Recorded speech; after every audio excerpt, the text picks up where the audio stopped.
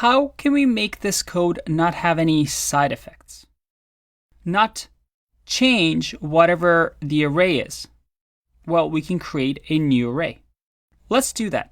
Let's change it so that the mutate array will now be called remove last item. And in here, let's create a new array. And this new array will copy using the concat method that comes with arrays.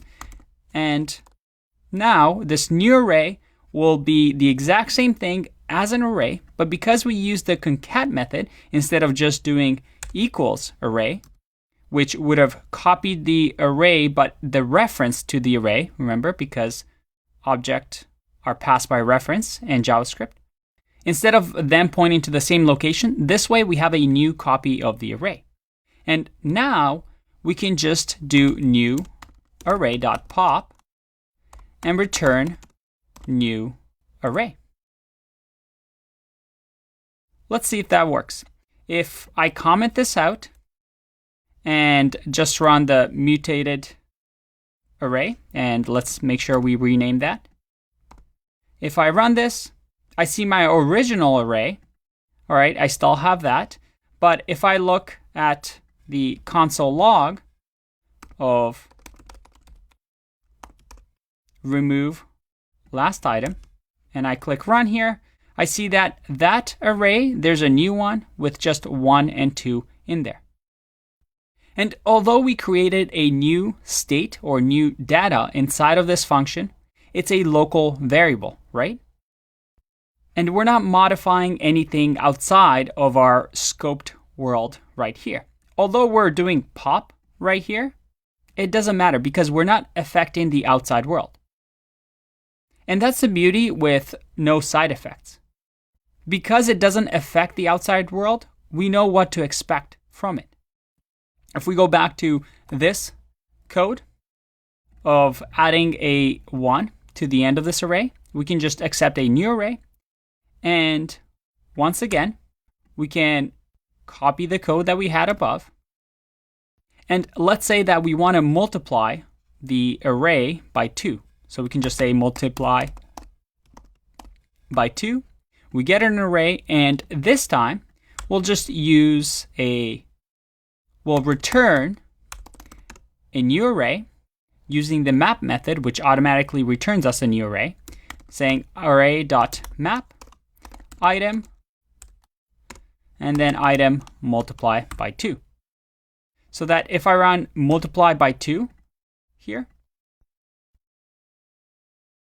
and I click run, none of my arrays are changed, as we see here from the console log. But if I do console.log multiply by 2, and I hit run, look at that, I have 3 distinct arrays. And all these functions have no side effects. It doesn't affect anything in the outside world. Just to confirm this, I'm going to say array2 equals remove last item, and then we'll do const array3 equals multiply by 2. And then here in the console log, I'm just going to say array2 and array3. If I click run, look at that. Different arrays living on their own. No side effects. So when it comes to no side effects, I have a few questions for you. What happens if I have a function a, and this function a says console.log hi? Is that a pure function? No, it's not. That's a tricky one. But console.log is, well, Windows specific. We're using the browser to log something to the browser. So it's actually affecting the outside world, right? It's logging something to the output of the browser. It's modifying something outside of itself. So when we call this, well, we're outputting something out here. So that function has side effects. All right, let's go to the next one. The input should always result in the same output. does the function always return the same output given the same input? If I click run here, well, I can click this many times and the function is always going to return the same thing. That's great.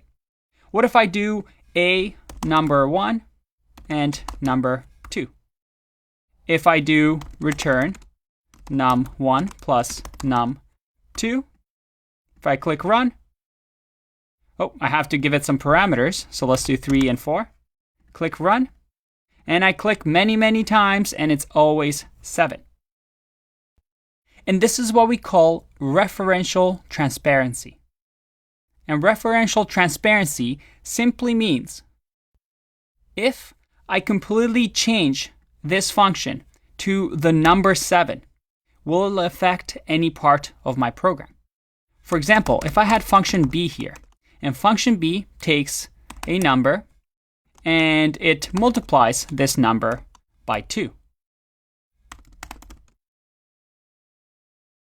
If I do b, and because functions are first-class citizens in JavaScript, I can say a, 3, and 4 here. So I'm calling the inner function here, and then calling b. Let's see what happens. I get 14. Referential transparency says if I change this to 7, will it have any effect on the program? And no, it doesn't. Because of this rule, no matter what, my input, if they're the same, it's always going to give me the same output. And as a matter of fact, these functions also have no side effects, right? They're not touching any of the outside world. They're only touching their own parameters. And parameters, if you remember, are local variables.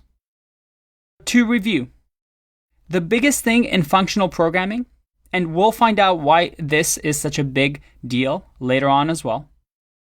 The idea with pure functions is that it makes functions very easy to test, very easy to compose, and it avoids a lot of bugs. Because we have no mutations, no shared state, we have these predictable functions that minimize the bugs in our code. But is it possible to have pure functions everywhere? Can you have 100% pure functions? Think about that and let's answer that in the next video. Bye-bye.